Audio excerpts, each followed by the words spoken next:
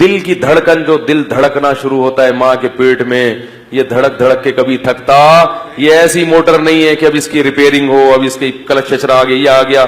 اگر یہ کچرا آ رہا ہے تو یہ ہمارے پراٹھے ہیں غلط غلط قسم کے، اور الٹی سیدھی چیزیں، بازاری چیزیں اگر جو اللہ نے پیدا کی ہیں نا وہی کھاتے رہتے تو دل میں کچرا، بولو بھائی، نہ دل کے پانے میں کچرا آتا نہ دل کے پلک میں کچرا آتا. یہ دل 100 سال جیتا، کیونکہ ہم ڈبوں کے عادی ہو گئے ہیں.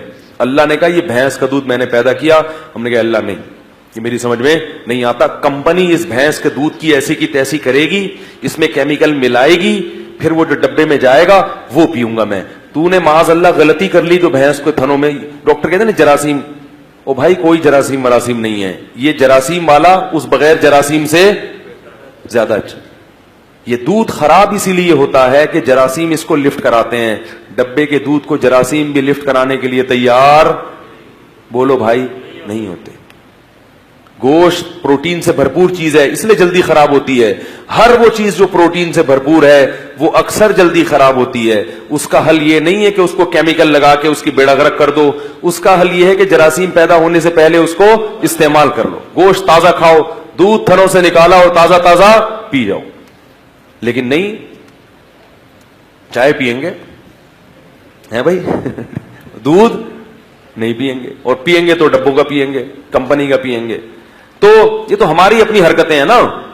اللہ نے گندم پیدا کیا، بھائی اس میں فائبر بھی ہے، اس میں گندم بھی ہے.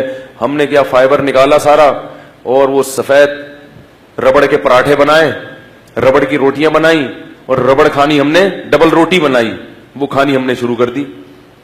تو اس نتیجہ کیا نکلا؟ بیماریاں پیدا ہونا شروع ہو گئیں. تو اتنی نعمتیں کہ اللہ کیا فرما رہے ہیں کہ یہ قلم بنا کے لکھنا شروع کرو گے تو نعمتیں ختم نہیں ہوں گی. تو بھائی یہ سب کچھ اس نے کیوں کیا؟ کہ وہ چاہتا ہے کہ لوگ مجھے پہچانیں، اور پہچان کر پھر چھوڑ نہ جائیں.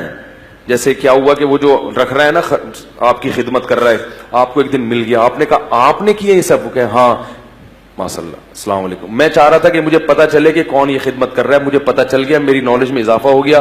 السلام علیکم، وعلیکم السلام. چلو وہ کہے گا لو بھائی، میں 10 سال سے اس کو جنگل میں کھلا رہا ہوں اور یہ مجھے تلاش کر رہا تھا، اور السلام علیکم وعلیکم السلام، اور پتلی گلی سے نکل لیے. مسئلہ ہوگا تو ہم کہیں گے او مائی گاڈ.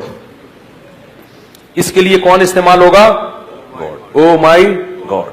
فار گاڈ سیک. جب کسی کو واسطہ دینا ہوگا تو کیا کہیں گے؟ بھائی گاڈ کا واسطہ، تم اتنا، اس سے زیادہ گاڈ. گرل فرینڈ کے حقوق ہیں، بوائے فرینڈ کے حقوق ہیں، کتے کے حقوق ہیں، بنانے والے کے کوئی حقوق نہیں ہیں. تو یہ باتیں کون بتاتا ہے؟ قرآن. یہ بڑی اہم باتیں انسانی زندگی کے لیے.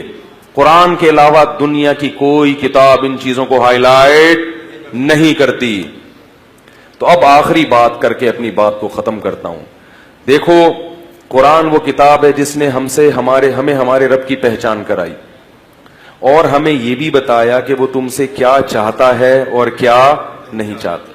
تو کتنی بدقسمتی کی بات ہوگی کہ اتنے بڑے راز پر ہم مطلع ہو گئے کہ ہمیں اللہ کا پتہ بھی چل گیا، اور یہ بھی پتہ چل گیا کہ وہ ہم سے کیا چاہتا ہے اور کیا نہیں چاہتا، پھر بھی ہم اس قرآن کو نظر انداز کر کے اپنی منمانی زندگی گزاریں. کتنے افسوس کی بات ہے اور کتنی بڑی محرومی کی بات. ایسے لوگوں کے لیے اللہ نے جہنم کی آگ تیار کر کے رکھی ہے، اتنا سخت عذاب کہ اتنی بڑی نعمت تمہیں ملی تھی اور تم اس نعمت سے نظریں چراتے رہے. تو اس اتنا بڑا جرم ہے کہ اس کے نتیجے میں اللہ نے کیا رکھا ہے؟ جہنم کی آگ.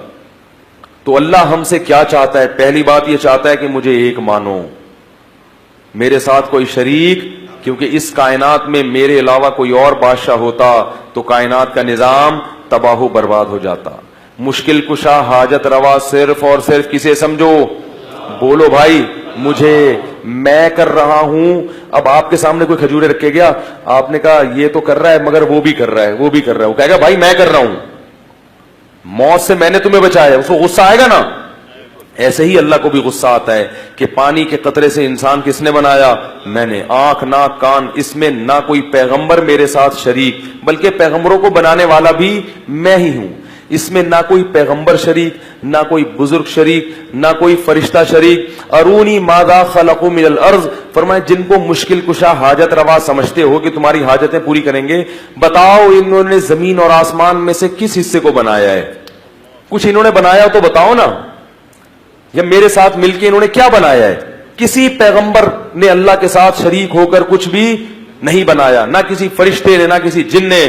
تو اللہ کا قرآن میں پہلا مطالبہ کیا ہے کہ میرے ساتھ کسی کو شریک. بعض لوگ زبان سے شریک نہیں کرتے، عمل سے شریک کر رہے ہوتے ہیں. جب آپ نے کہہ دیا کہ وہ بھی مشکل کشا، وہ بھی اولاد دے سکتا ہے، وہ بھی اولاد دے سکتا ہے، وہ بھی میری بگڑی بنا سکتا ہے، اس کا مطلب آپ نے اللہ جیسا دوسرا اللہ بنا لیا ہے. تو زبانی دعوے نہیں چلیں گے، عمل چلے گا، عمل. بات آ رہی ہے سمجھ میں؟ دوسرا اللہ نے مطالبہ کیا کیا بہت زیادہ، وہ کہ جب مجھے پہچانتے ہو تو کچھ میرے حقوق ہوں گے اور کچھ میری. بولو نا، ابے یار یہ بھی نہیں پتا. مخلوق کے حقوق ہوں گے. میرے حقوق میں سب سے پہلے نماز ہے. اپنے کاموں میں مشغول رہو، لیکن 5 وقت ندا لگے گی حی علی الصلاۃ کی. میں مؤذن کے ذمہ لگاؤں گا کہ تمہیں یاد دلاتا رہے. پیدائش سے لے پیدا ہوگے تو حی علی الصلاۃ کی کان میں اذان کہلواؤں گا، موت تک حی علی الصلاۃ کی صدائیں لگتی رہیں گی. کس قدر بے شرمی کی بات ہے، پیدائش سے لے کے موت تک اللہ اکبر حی علی الصلاۃ سنتے ہیں، پھر بھی مسجد میں حاضری نہیں دیتے. یہ جو اتنی زیادہ ذمے لگا دیا نا مؤذن کے، یہ اس لیے کہ تاکہ اللہ کی حجت بندوں پر تمام ہو جائے. قیامت میں جب اللہ بے نمازی کو جہنم کی آگ کے حوالے کریں تو وہ یہ نہ کہے کہ اللہ میرا جرم تھوڑا تھا اور سزا بہت زیادہ. اللہ کہیں گے میں نے تجھے فجر میں بھی مؤذن کو کہا کہ اونچی آواز سے پکارو، حی علی الصلاۃ حی علی الفلاح، الصلاۃ خیر من النوم، نماز نیند سے بہتر ہے.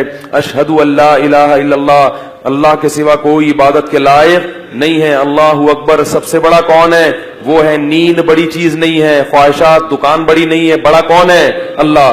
فجر میں بھی کہلوایا، ظہر میں بھی کہلوایا، عصر میں بھی کہلوایا، اور تو نہیں آیا تو میں نے کوئی عذاب تجھے نہیں دیا، تیرے منہ سے نوالا نہیں چھینا، تیری دکان نہیں بند کرائی. میں نے مؤذن سے کہا کہ کسی کے گھر پہ جا کے نکالنا نہیں ہے نماز کے لیے، نہ کسی کی دکان بند کرنی ہے، صرف پیغام کان تک پہنچا دینا ہے. میں بڑا ہوں، میں بڑا ہوں، میں بڑا ہوں، بار بار سنتا رہے گا. لیکن یہ نہیں مانا اور بغیر توبہ کے مر گیا تو پھر عذاب کون دے گا؟ ان عذابی لشدید، پھر میرا عذاب بہت سخت ہے، پھر میں سخت عذاب دینے کا مجاز ہوں. اس لیے بھائی جتنے لوگ بیٹھے ہو، جتنی خواتین بیان سن رہی ہیں، عزم کرو آج کے بعد انشاءاللہ نماز کبھی قضا نہیں ہوگی. نماز روزے سے بھی زیادہ اہم ہے. روزہ بعد میں ہے، نماز پہلے. فرض نماز قضا کرنے کا اسلام میں تصور نہیں ہے. چاہے مارکیٹ میں شاپنگ کے لیے گئے ہو، چاہے بس میں بیٹھے ہو، چاہے ہوائی جہاز میں بیٹھے ہو، چاہے میدان جنگ میں لڑ رہے ہو، وہاں بھی نماز قضا کرنے کی اجازت نہیں ہے. اگر اللہ کو مانتے ہیں کہ یہ نعمتیں اللہ دیتا ہے تو آپ کو اللہ کے سامنے سجدہ کرنا پڑے گا. دوسرا حکم، جلدی سے بات کو سمیٹ رہا ہوں، وقت بہت زیادہ ہو گیا.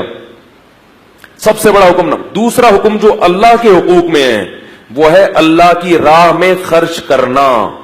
آج مسلمان اپنی دولت پہ سانپ بن کے بیٹھ گیا ہے، دوسروں کے پیسے بھی کھا رہا ہے. یہ پیسہ اللہ نے دیا تو کچھ اپنے لیے، کچھ بیوی بچوں کے لیے، اور کچھ غربا اور مساکین کے لیے، مساجد کے لیے، مدارس کے لیے. وفی اموالہم حق، اللہ فرماتے ہیں ہمارے نیک بندے جو ہمیں مانتے ہیں نا، ان کے لیے ان کے مال میں یتیموں کا، بیواؤں کا، مسکینوں کا اور محتاجوں کا حق ہے. احسان سمجھ کے نہیں دیتے.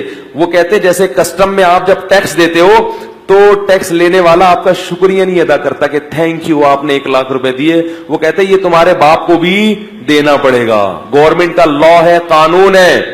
تو اللہ فرماتے تمہیں جو ہم نے پیسہ دیا ہے اس میں سے تمہیں غریبوں پہ خرچ کرنا پڑے گا، اور یہ احسان نہیں ہے، یہ کیا ہے کہ کیونکہ ہم نے تمہیں دیا ہے لہذا اس کا ٹیکس ہے کہ تمہیں غریبوں کو دینا پڑے گا. لیکن گورنمنٹ جب ٹیکس کاٹتی ہے تو اس پہ احسان تو دور کی بات، کوئی بدلہ تو دور کی بات، شکریہ بھی نہیں کہتی. اللہ کہتے ہیں میں تم سے ٹیکس لے تو رہا ہوں لیکن یہ میرے خزانوں میں جمع ہو رہا ہے. من ذا الذی یقرض اللہ قرضا حسنا، کون ہے جو مجھے قرضے دے گا، فیضاعفہ لہ اضعافا کثیرا، کئی گنا بڑھا کے واپس لوٹاؤں گا میں.